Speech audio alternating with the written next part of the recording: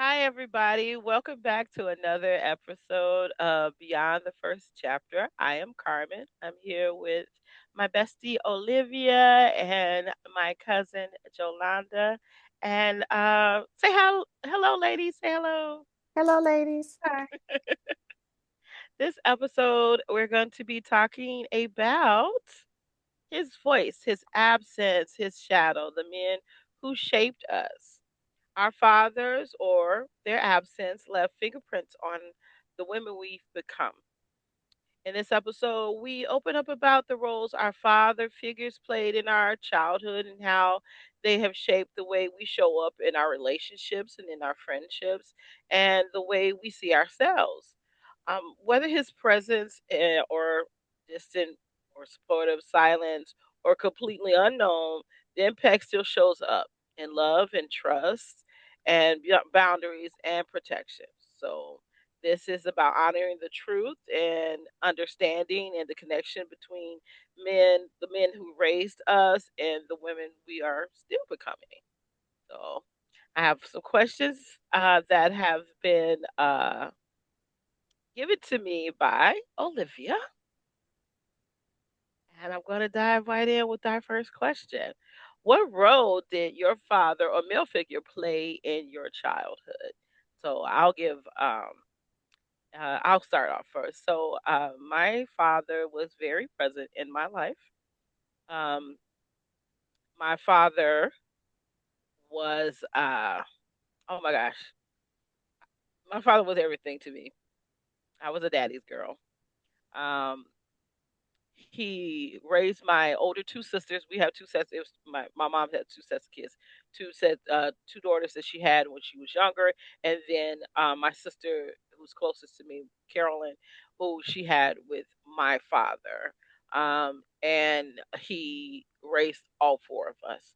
So he was very, very present in my childhood and throughout my adulthood. So, Olivia, what about your father? Okay, so for me, uh, my father, I'm going to say my chosen father because he chose me, was definitely a very strong figure. Definitely the man that I searched for in other men, um, as far as relationship wise, because my dad was he believed in chivalry. He believed in taking care uh, the women in his life, the family he had, the connection. So he played a huge role in my life. Okay. Londa? Well, I had a birth father, a godfather, a grand uncle, father, and a Carmen's father. So I have four men who played the role of daddy for me. So as I said at one point in our podcast, episodes or what have you, my parents divorced when I was 6. My father was an alcoholic, which led to the divorce. However, I still spent time with him. He would have me on weekends and we would go and do things. And to the best of his ability, before he got lost to the disease of alcoholism, we would do a lot of fun things together. He would take me fishing and he would even watch little crazy teen shows with me. I would make him watch Menudo and all of that, and we would sing and act silly together. So I did have some good memories of him. However, he was then lost to his disease. And my godfather was very present in my life since birth. So he was actually the person that my husband asked for permission to marry me. He sat down and had a conversation with my godfather. So that's how present he was in my life. And then my uncle Johnson, who was actually my great uncle, would escort me to father daughter dances and things of that nature. So I kind of had a godfather, grandfather, or what I don't know what you'd call him, because he was older. And then I spent so much time at Carmen's house that her dad, CJ, I was looking for a photo of him, but I don't have it on my phone any longer. Um, he was also very present in my life. And like she said, he was older, so we did not do active things together. But a lot of times he would sit in the kitchen. He had his little TV and he sat in his little chair in the corner by his TV. And he would always be in the kitchen, sitting, watching TV, reading, and doing his own things. Carmen and Carolyn didn't hang out with him like I did because that was their daddy. So they saw him 24/7. So they would be doing their own thing. And I would sit in the kitchen and kind of talk to him. So we had a lot of conversations. So He will cook for you. he did, well, he did, but he's also the reason I don't care for eggs because he made me eat egg that was runny and I didn't like the texture. So we got a little good and bad. But um, from a tragedy of my father not being mentally capable of taking care of me anymore, I ended up with three bonus dads. So it turned out to be good. Right. Well, I guess you kind of answered I did. most of that. Yeah. The next question, was he emotionally present and physically present, both, or neither? Well, Jolanda really basically answered that for you. My father was both emotionally present there for me. He was physically there for me. Emotionally, I would say because my mother was not that most affectionate person. She loved me, but my mother was not affectionate. But my dad was. So when I needed kisses and hugs and stuff like that, my father was the one who gave them to me. Um, so yeah, my father was the most affectionate person in my life. Olivia, what about So you? for me, again, my dad, who raised me, is my chosen dad. Um, biological, don't know. Um, he was definitely, you said emotionally? How, what was the question again? Was your father emotionally present, physically present, or both, or Okay, neither? so he was definitely emotionally present.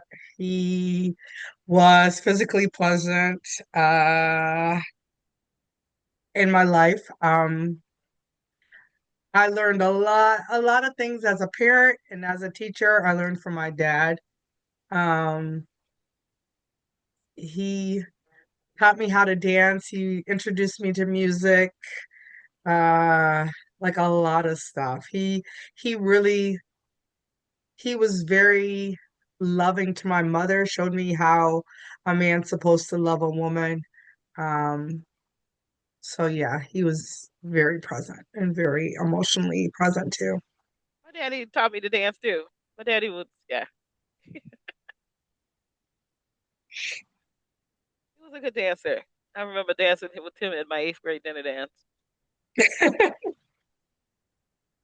Oh, okay. Next question. How did his presence or absence shape the way you view love and trust? Let me read that again for y'all. How did his presence or absence shape the way you view love and trust? Anybody want to go Uh, first? Oh, go ahead, Olivia. Go ahead. What were you going to say? oh, okay. I'll start on that. So for my biological, it always made me not Mm. trust um and have abandonment issues. So that was that part. My dad who raised me um with love. Um, he loved me the best way he knew how. Because he still had some things that I was like, ah. Um, but with love, he was very present in my mother's, like what my mother wanted to do. He always made sure my mother was the first one he thought of, all of those different things. So with that, I was like, oh, I need a man like that. He's great. Trust wise, he did what he said he was gonna do. Um, I did have fear though. He did instill fear uh in me that sometimes I think like that's why I didn't do a lot of things because I did fear him. But love and trust were strong. he was very good with being a strong influence when it came to love and trust.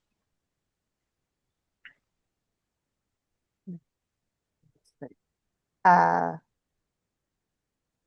my birth father and the fact that my mom and him separated, that taught me to not stay in a situation that I wasn't happy because when my mother got the divorce and she no longer had to deal with the, I'm going to keep calling it a disease because I do believe alcoholism is a It is a disease. disease. It She did absolutely is. she didn't have to deal with the man that was killing himself pretty much any longer. She was able to focus on herself, her career, her betterment. So I learned that you thrive if you're happy. So don't saddle yourself with someone who isn't making you happy. And then with CJ, I watched him and Mary, that's Carmen's parents. So he taught me about having fun in a marriage and being silly. I do have vague memories because I was very young at their house of them having parties in the basement and listening to blues and dancing and being silly. So that was cool. With my godfather, he taught me about responsibility and how a man should take care of the family. And like Olivia said, he had some demons. I think they all did because they're all human. But family came first. He was always ever present for his children and his wife. And then my Uncle Johnson taught me that I could be spoiled. He spoiled my mom and he spoiled me. So, and he was a booger bear. Ooh, ooh, ooh. He was a booger bear. But when it came to me and my mom, we got whatever we wanted. So, he taught me that it's okay to be spoiled and that I can have princess treatment. Well, for me, my father taught me that he taught me everything that I needed to know about love and trust when it came to a man. So when I was looking for a man, I did look for somebody who was like my father. Um, so like yeah, he taught me how to have fun. He was always protective. He was always responsible for us. He definitely spoiled us. That's for sure. Um, he taught me that he It's how he okay. taught he was to put. It's okay. I miss him. How to put your wife first, even even to argue, because my parents would argue. But even in the end of that argument, he would be, Mary, what do you want? What can I do? Because he put her first. So he was, even though they, like you said, they all had demons. And uh, I can say Yolanda's father and my father and my godfather, they all had that same demon. But very unfortunately, he Yolanda's father wasn't able to let go. I thank God daily that my father was able to overcome that alcoholism and put it down. He and when I say he quit cold turkey, he quit cold turkey. And when I was before I was born, before I was born, because he was really bad. And before I was born, he quit. And I never saw my father drink. I never saw him drink. So I apologize. You're Wow. okay. You're okay. That's why I said it's okay. I felt it. It's I was okay. good. I was good until you said that. I was good. I was real good. Okay, next question. In what ways do you seek or avoid validation from men as you got older? Well, I can say I never sought any validation from men because, like I said, I mean, I was spoiled by my father. So if you couldn't do for me what my father did for me, there was nothing. There was no point for you because my father taught us to be very independent women. So I mean, it was a friend of ours, uh, uh, Billy, used to always say. He said, I tell this story to my friends all the time because I knew two sisters. One of them could change your tire, and one of them could change your oil. He said because their daddy wanted to make sure that together they could be able to do something to help each other and not seek out another man to do it. So he said I never, he said I never came across two sisters who can help each other that way. So Hmm. yeah, I never saw any validation in any man. I didn't avoid it or anything. I just never it would never even was a factor for me. Olivia, Um, Jolonda. I was sitting here thinking while I was listening to you. I never saw validation because even though I had some amazing men in my life, it was still a trauma of my father not being able to do what he was needed to do. So therefore, I didn't depend on men for validation. I didn't. And yeah, I was really thinking about that. I never depend on a man for validation. I told you I was afraid of him in high school, when right when hell when I was finally allowed to date, I was still running away from him. So I definitely didn't look for validation um, from boys. And even as an adult woman, I really don't look for validation from men. Like I don't dress for the male gaze, I dress for the female gaze or for what I like. I put on what makes me happy or what my daughters tell me that I look nice in. Um, so I never seek I never looked for validation from a man. Go ahead, Olivia. Oh, well, I'm the opposite because I did. I was looking for someone to choose me. So in the days now that people talk about pick me, yeah, I probably was that girl. Like I would be friends with the guys and I'd be like, yo, you can't see I'm cool enough? Like, yeah, I'm that girl. Like I could hang, I could whatever. And then I would put on some clothes and they'd be like, whoa, okay, okay.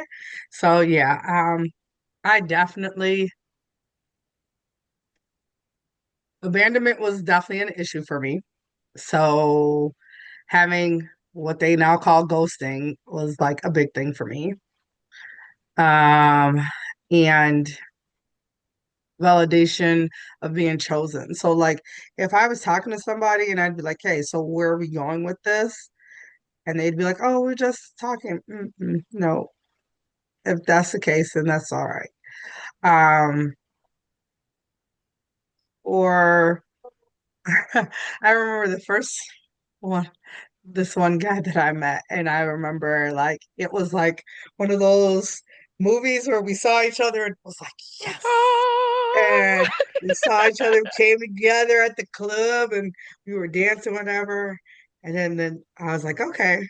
And then like the next day he called me and I was like, I was chosen. Oh, this is great. Um, and I think that had always been for me because of the fact that of the two dualities with having a dad who did choose me and love me and make me part of his life versus the biological who looked at me and was like, I don't want no parts of you as a baby. So, I had to deal with those two crises in my life and then also some other things that came up in my life. how do you think your relationship with your father affected your relationship with other women, or did it Hmm. reflect your relationship with other women? Trust. Um, so my relationship with my dad, uh, he was very open in his friendships, you know, but he always kept like something there so that they couldn't get past. So that trust piece has always been for me where like I'll go out, I'll meet you, whatever, whatever, but like there's always something here where I gotta see if you can make it past that border, and if you can make it past that border, then we're all good. Um, but yeah, my dad was very, he let his heart out, but he guarded his heart as well. And I think that that's something I learned from him in my female relationships that I mean, I've done it with y'all. So, My father was a very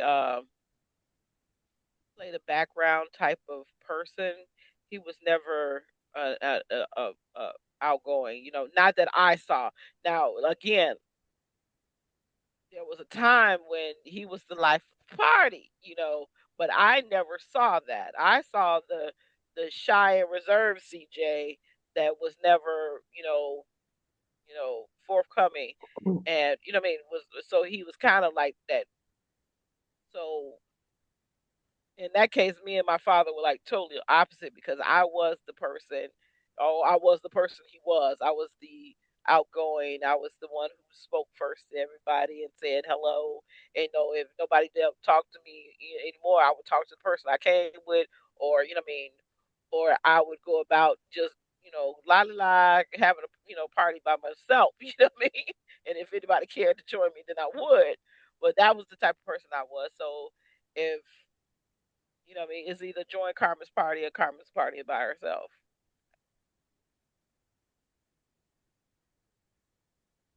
Uh, it had no bearing on my female relationships, any of the relationships that I had with the fathers. So, um, yeah, that's my answer for that question. Okay. Did you find yourself repeating patterns in your romantic relationships when it came to kind of when you think about your relationships with your father, and then think about your romantic relationships? Do you see any correlation or patterns?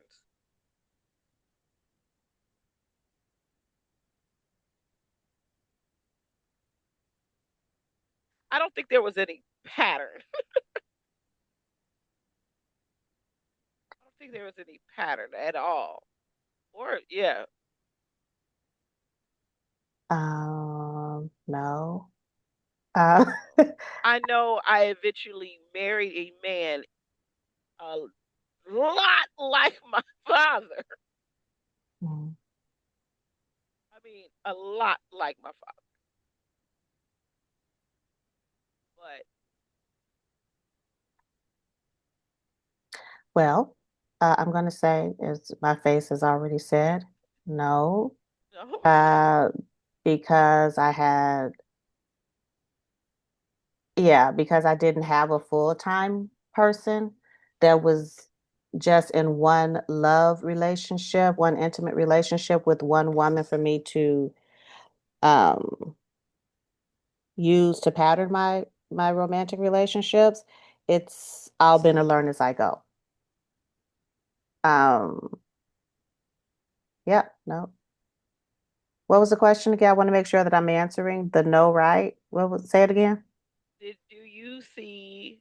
Did you find yourself repeating patterns in your Yeah. romantic relationships? No. so once again, I'm gonna say yes. I am different.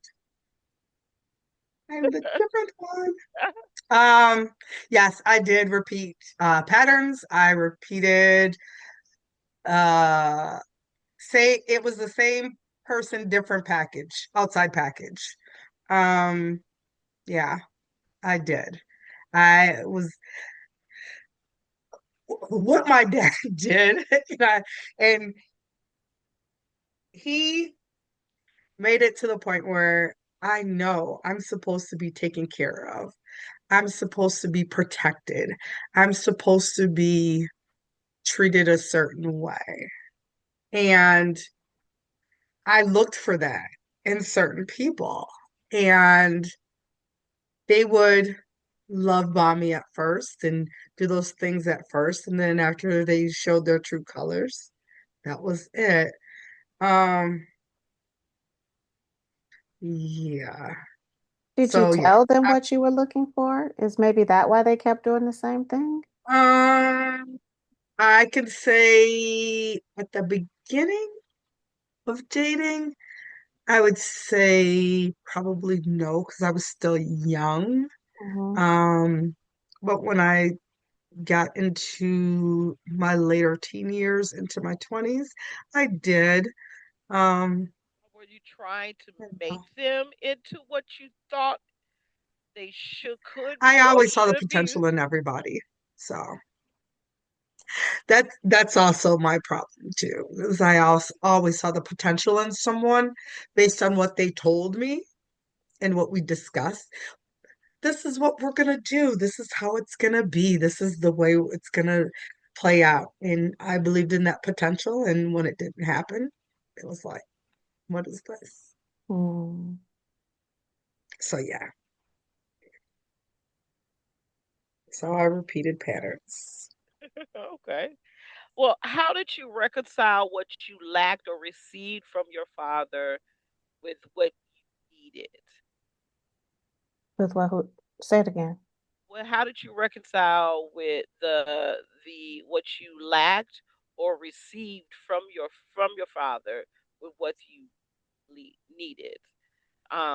So like I could say, um, I I received a lot of uh of demands from my father on how to be this particular person, you know, of how I'm supposed to act as a woman or be as a woman. And and when I deviated from that, you know, I needed him to be a little bit more versed in Carmen as in trying to build this person. I needed him to see me. You know what I mean? But what he saw and what he saw a lot of was he saw himself in me. And he said it, you have so many of my ways. He used to say it all the time. You have so many of my ways. And he just didn't want me to be like him. And I kept saying, what's wrong with me? I mean, I'm all right with if those are your ways and I'm like you, I'm all right with being like you. But he would just try to correct the hell out of me to not be that way, not to be like him.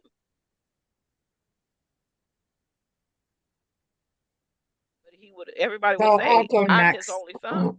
Oh, You know what I mean? I was, you know what I mean, he had four girls, really wanted the son. I was it.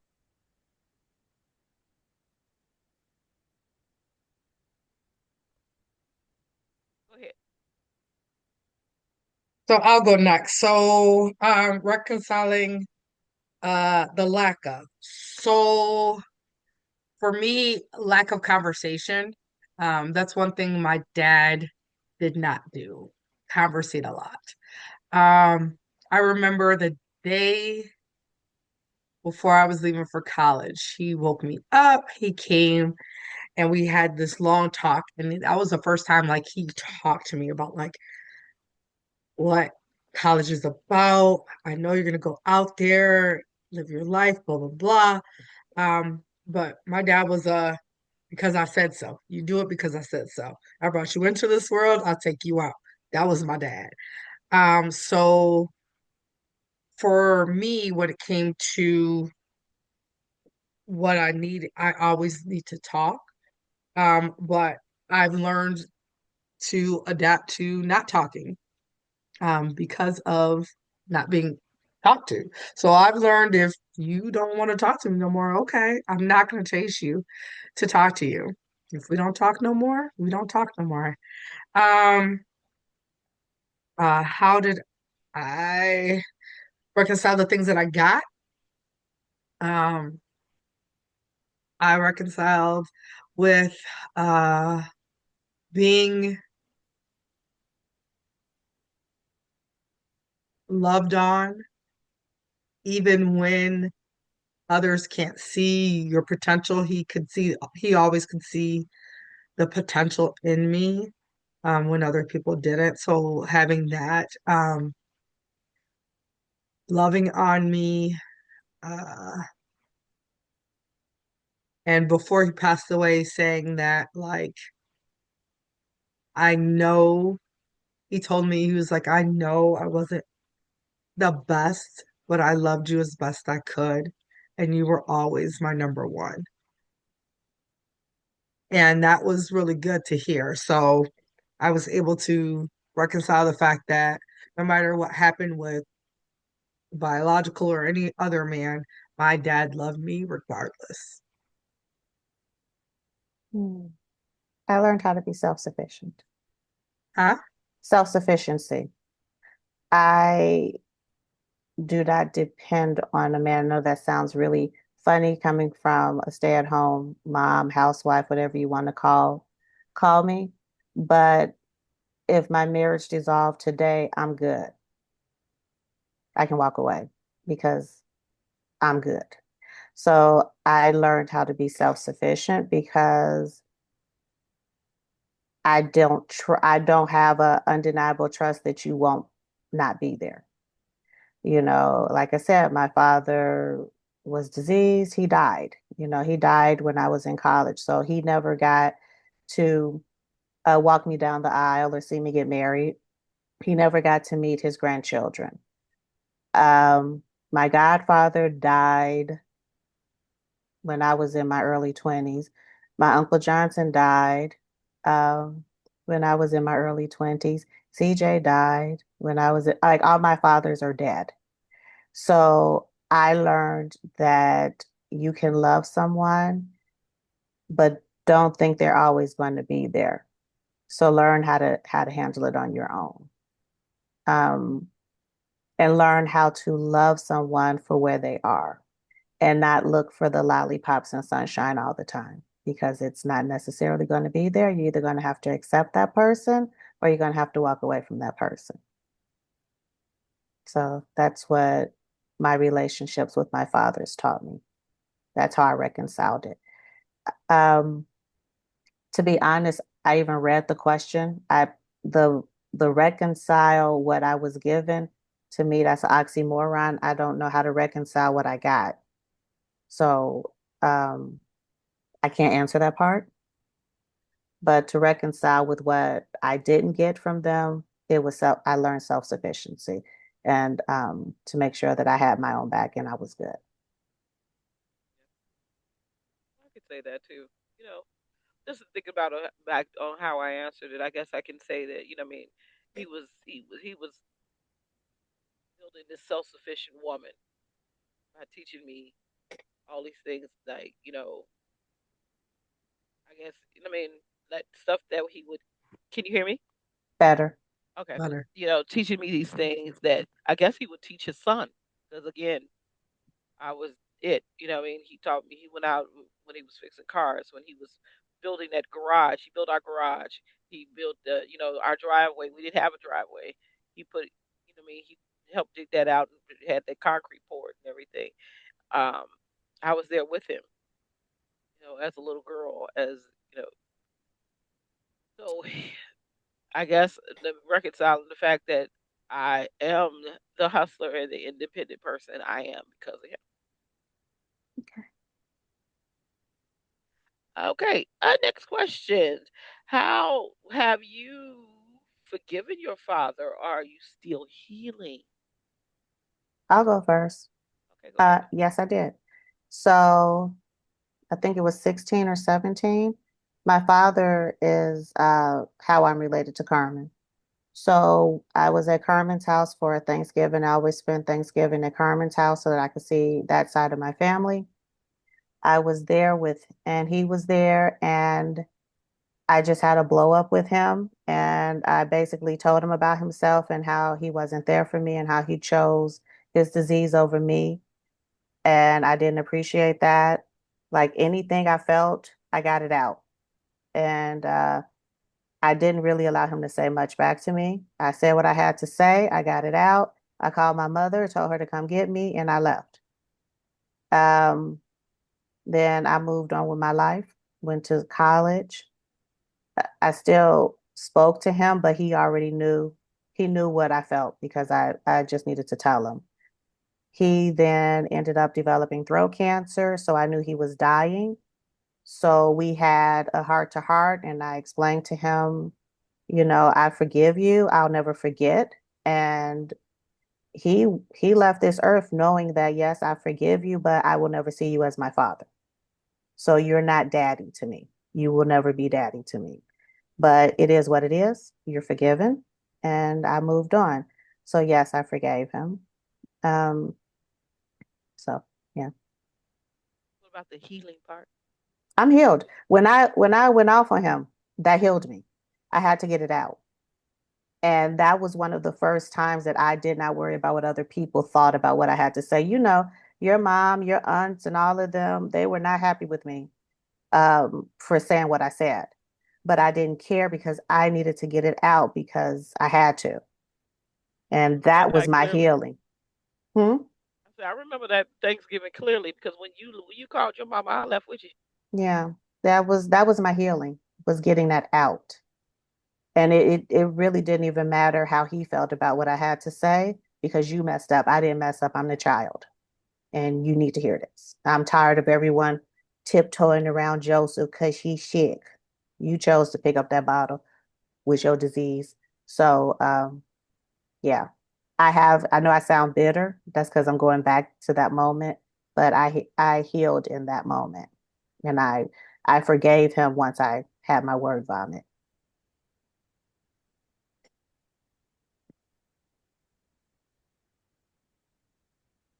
Well, my chosen father, there's nothing that I needed to forgive him for. It was what it was. Everything he did because he loved me, and no matter how it came out, I know he loved me. With the biological, I'm gonna say this. Uh, I never. So, quick backstory. I went to look for him in 2013, knowing that he's been around forever and a day since I was born. Um, I At this point, I just wanted history so that for my children, so they know what medical history they have, and then also where our people are from on my paternal side, because I know where my people are from on my mother's side. Um, I guess forgiveness wise, I'm not, I don't think there's anything else I need to forgive. I already had a conversation. We had to sit down one day because he was blaming me for things that was going on in his life, which had nothing to do with me. You chose how you chose, and it came back and bit you in your butt when the DNA test said I was your child. So the lies that you had been telling and perpetrating around caught up to you. So for me, uh, I will say I do have a little bit more healing as far as that, but forgiveness, there's nothing to forgive. I mean, he is who he is, and I'm done. Like I can't change what the past is. I can only walk through the future. Hmm. Yeah, for me, I have nothing to forgive my dad for. I mean, he was my dad. He raised me. He did what he could. You know, he was my dad. Okay. What impact did male teachers, coaches, pastors, uncles have on your self worth? I mean, Jolanda's experience has really been kind of like all of that. That she's really talked about how the impact of her godfather and uncles and my father, who was a cousin, um, who have had on her life. She's really talked about that. For me, I don't really I never really had any really male role models or males who had any real influence on my life. I mean, I've had uncles, who have been really, you know, good to me in my life. But yeah, I've had some really good uncles. I could say that. Yeah. My dad's brothers have been with the coolest uncles. My great uncle Nathan was the coolest man I've ever met. um, but yeah, I mean, other than that, I can't really say it. I mean, really struggling to come up with like a male that's not a relative Mhm. that I could say. I can't really say. It's always been women. What about you, Olivia? Well, then I'll go. When it looks like the impact of like other males, I would say my dad's brother, my Uncle Bruce, he was very, especially after my dad passed away in 2000, he was very present in my life as far as like with my children, babysitting, watching my kids, things like that. Um, my self-worth. He was always the playful uncle. He was always the, if you're gonna go get some candy, go to him because he'll give you money to go to the store to get some candy.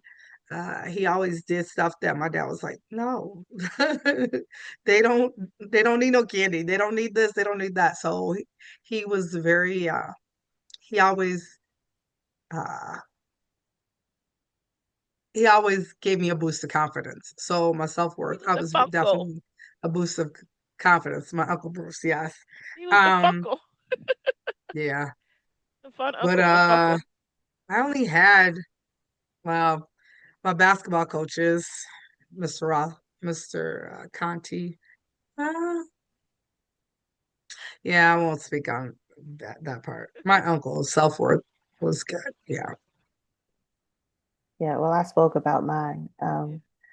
I was lucky to have a tribe of men that taught me a lot of things, and they stepped up when they didn't have to.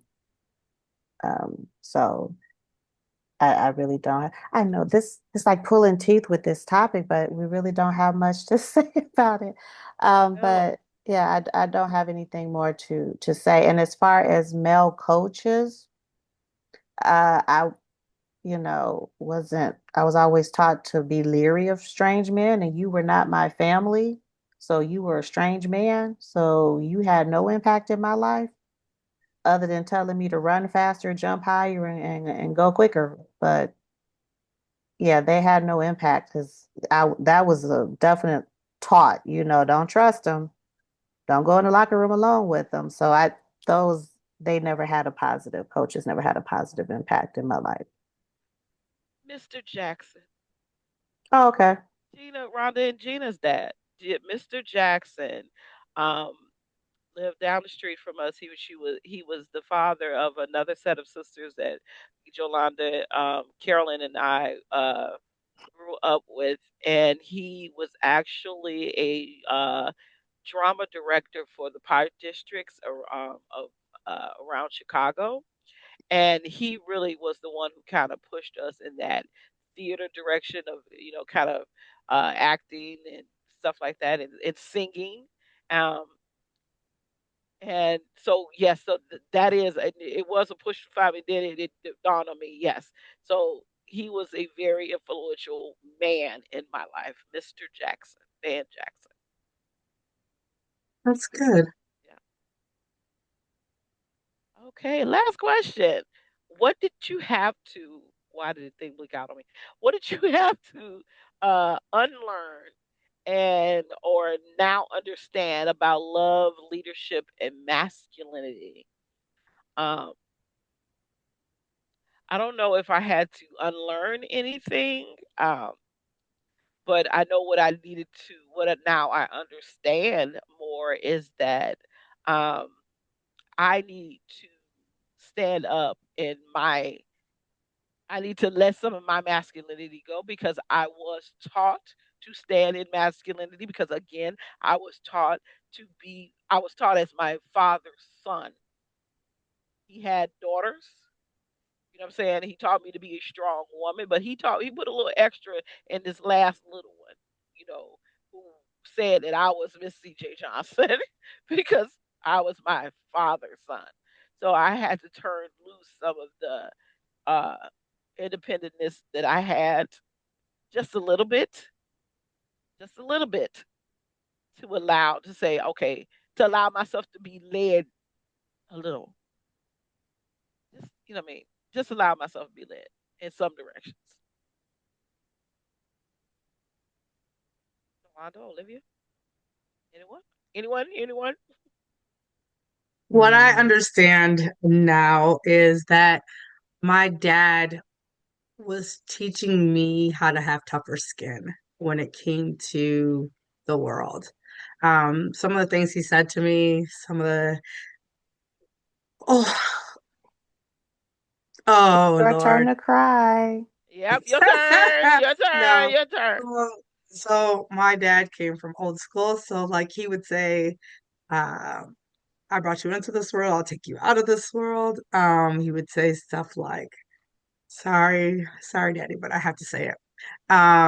Beat the black off of you. I, I'll snatch your ball, girl. Like, and I know he didn't mean it, but it was like the way he was trying to get me to understand, like, you have to do the certain things, no matter what's going on, you have to do certain things. And like, if I wasn't scared of him, what was I going to be scared of? I like to me, I equate it to like if I don't spank him now, World's gonna he's spank gonna them. be running in the street and the police gonna be spanking on him, being an African American child.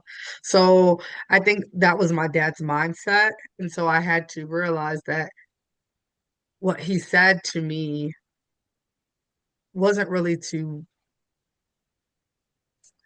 break me. I guess it was more of a I need you to understand because when you go out in the world, it's not going to be roses and candy and flowers. It's going to be people going to be talking to you crazy. They're going to want to call you names and all that stuff. So just take that and move on. Leadership, he taught me that um, you have to lead in silence. My dad was definitely the big man, but people thought he would speak up. My dad didn't speak a lot. If he had to speak to you, you was in trouble. Like he was a teacher and talked, but if he had to speak to you, like, yo, let me talk, you was in trouble. So he led in silence. So the kids knew that if my dad stopped talking, if he was teaching a lesson and he did his hands like this and sat down and looked at you, y'all knew y'all was in trouble. It was a done deal. So lead in silence. Uh, and then for the masculinity, uh,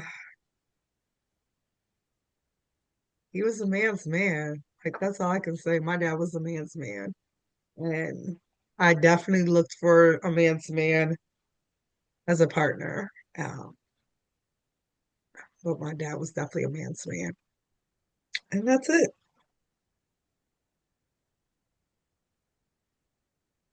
Okie dokie. So I'm looking at the question because I'm trying to go into the recesses of my mind. Um,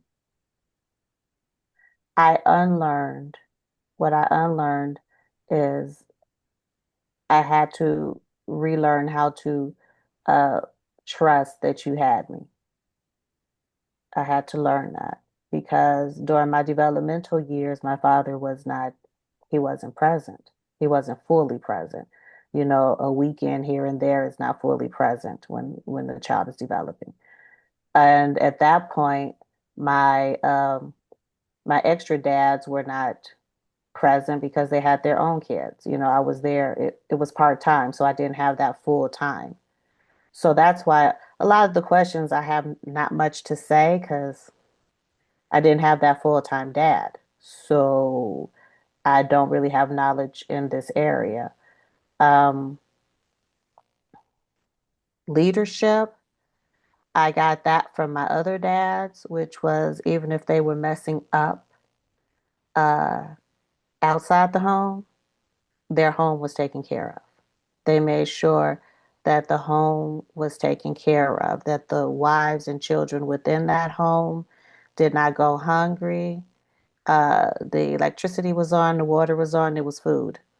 And unfortunately, in those generations, that's what they thought being a man was. They didn't understand that you need to mentally be there as well. Yes, you're paying the bills. Yes, you know, you sleep there, but you need to emotionally be present. Um, so that's something I had to unlearn too. Uh, that was leadership, right?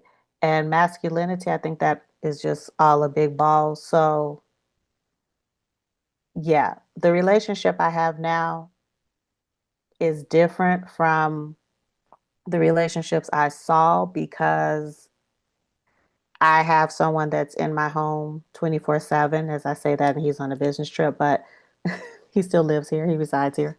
So he's been with my kids. Um, he is emotionally there, he's physically there, he's financially there. So this is the first time that I've had that all encompassed. So, like Carmen said about being led, I'm okay to sometimes sit back and say, okay, well, you got it. You got it. Because I trust you. When I first started, I didn't have that trust because I watched the women in my life have to pick up the mantle. So that was something that was unlearned. And so I guess with that, I would say I had to unlearn toxic masculinity, which is the I took care of my house, but I'm gonna do what I want to do in the street. That's why I said like my Uncle Johnson was a little bugbear. He was. Him and his brothers. I mean, they would be upset that I said that, but it's the truth. You know who you were. Hmm. Hmm. Their homes were taken care of, without a doubt. Homes were always taken care of, but they lived their lives, you know? So I had to unlearn that that is normal. That is not normal, you know? So yeah, that's my 2 cents on this topic. All righty. Well, I have a bonus question that we can end on. Thank Here it you. is.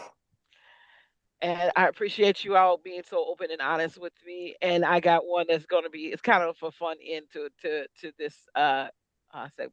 We have a very we have very good relationships with a few men who are close to us, who we've had friendships and romantic um, relationships. Let's use a new term, entanglements with um, in the past. How has what we have been taught or what we've experienced through our fathers and our male relationships, how have you think those experiences has showed up in those relationships? Sorry, Can you hear y'all me will now? have to understand. I can't. I'm Yeah, you sorry. got to say that again. Sorry, Okay. I'm How trying to have concentrate. okay, how has those experiences that we've had with our male counterparts and those relationships with our fathers have showed up in these relationships with those particular men, our friends, our now. What do you? How do you think it is to make our friendships last over the years? Well, I'm gonna say they became brothers to me. Um, I like that they have. yes, I dated one of them, but like even with that, like it we were friends. Like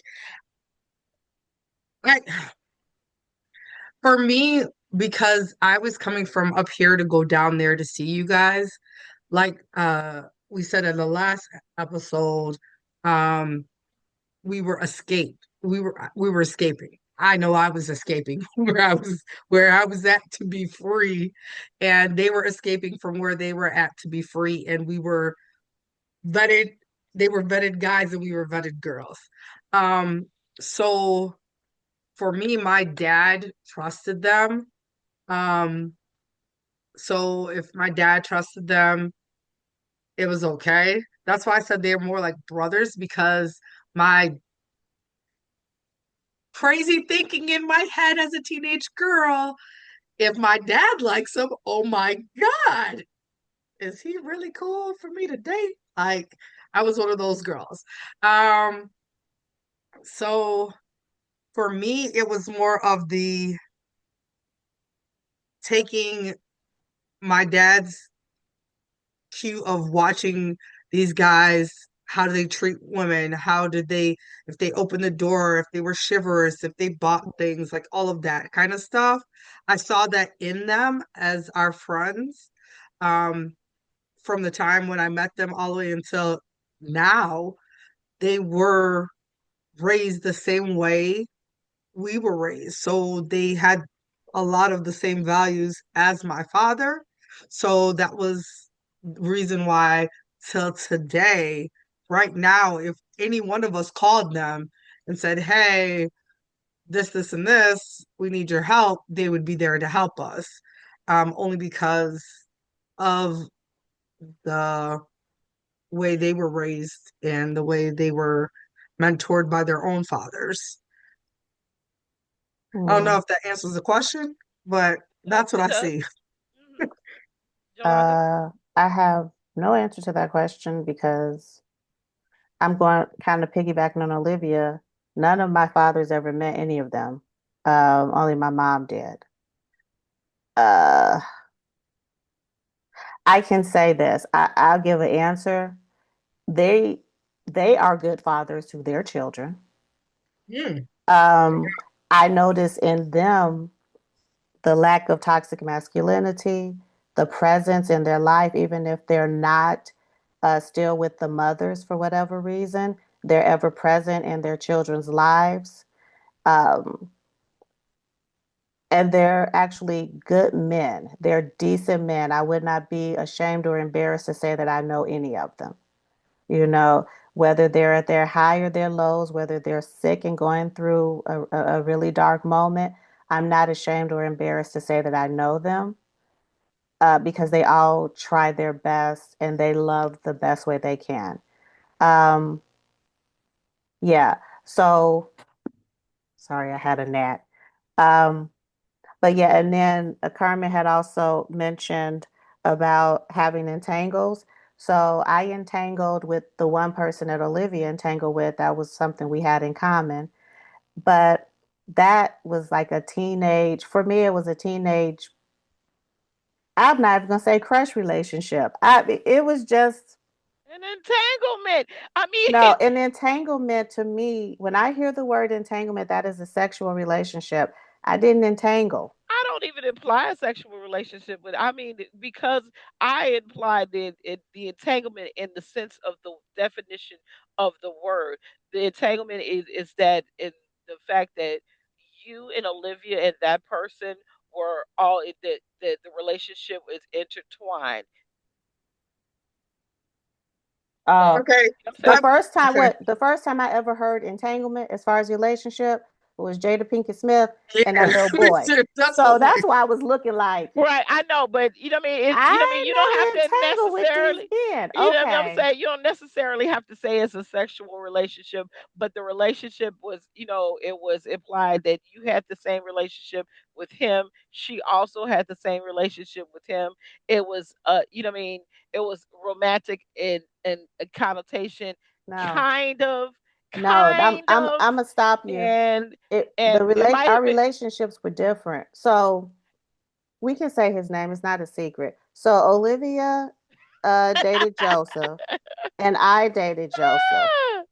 So our backgrounds with the date were different. So Olivia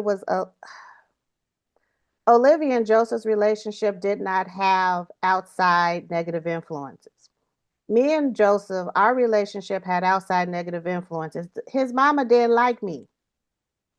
And Joseph, you can ask him now. His parents' opinion of him and who he's with is very important. Very important. Yeah, yeah, yeah. Mrs. Wyatt did not care for me. It's okay.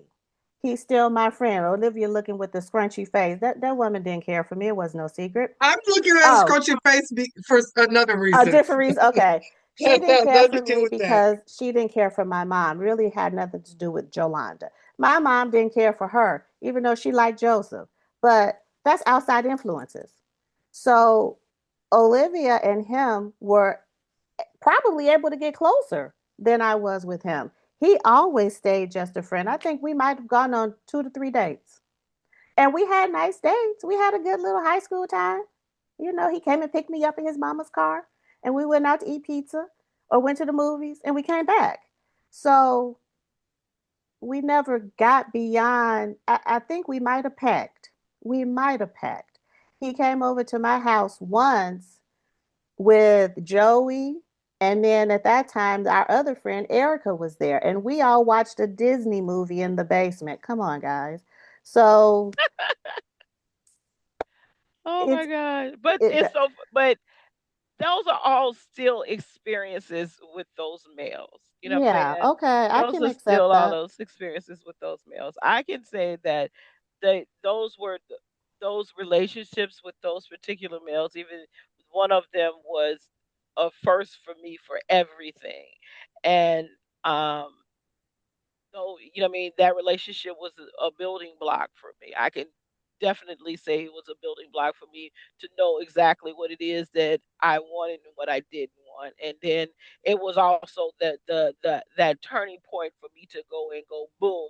I want as many I want to experience this. I want to experience that before I say this is what I want. You know, Oh well, that's yeah, I didn't what have I'm that with saying. any of them. So that's what those experiences with those particular uh those guys that became from being uh one of them being my really good friend Joseph, being really always being a really good friend Joseph, Joey being a really good friend, Bobby, sorry, Power, um all of them being such good friends, teaching me again that you could have that type of relationship with, you know, a male, and to this day, them being such, being those particular guys that we grew up and having those experiences with, to now being such close brother types with us now as older women, but also helping to become building blocks to other Okay, relationships we had with men. okay. Now hearing what you're saying, what you just said, Yeah, it now makes a little bit more sense to me. because we were both So, confused. I'm gonna speak for Olivia. That's why I was like, huh? I don't get it. so Okay. Joseph was not that. He was not the defining moment for me. He was the defining moment of I need a if I'm gonna have a mother-in-law, I need a mother-in-law who knows where she stands. I That's know, but she it needs to was stand here, I need to exactly. So stand that was here, those and we need to experiences. meet in the middle because she was very controlling of what we did. Joseph and I couldn't do anything, couldn't go anywhere without her knowing everything. Not just for safety, but like, yeah. So, um, definitely. What I did learn from all of them when we would hang out as teens was like what they thought of other girls. That I listened to a lot. I listened to how um our one friend Joey, how like some of his relationships like affected him. Um Power at the time he was still his old name, and how certain relationships affected him, and like those things like made me think about like me as a woman, like what should I be doing? Because if they feel this way about certain women, do all boys feel that way about women? Do all This is boys what I'm have these getting at. conversations? Which the best thing was that we had them because they had those conversations with us, and they still continue to have these conversations with us as grown-ups. When we met and had our game night and we sat up and they told us all the different things in their lives and pushing them to do things and get out, and they pushed us to do things and get out. Like that is the part of our friendship I think that's been the best, is that they trust us so I can trust them as males and take their advice and listen to what they have to say because I value what they say. That's what I'm getting at. That's what yeah, those experiences that we had with the has really that we had with them has really kind of helped us, you know, what I mean, kind of formulate our own opinions of what we like or what we don't like, what we will accept, what we will not accept. You know what I mean? They were kind of there, you know what I'm saying? Because of those experiences that we did have with them. You know what I mean? Don't I'm looking at Jolanda's face because she's like, I I know know, that sounds like I Jolanda. know, Jolanda. I mean, you can actually say that because you said. I mean, that experience, you would know that. You know what I mean? That experience that you had with Joseph, you was like, it's okay. His mama didn't like me. I'm all right with that. That's fine. You know what I mean? Had you not had that experience, you mean that might affect you in a different way had you not experienced that before. You know what I'm saying?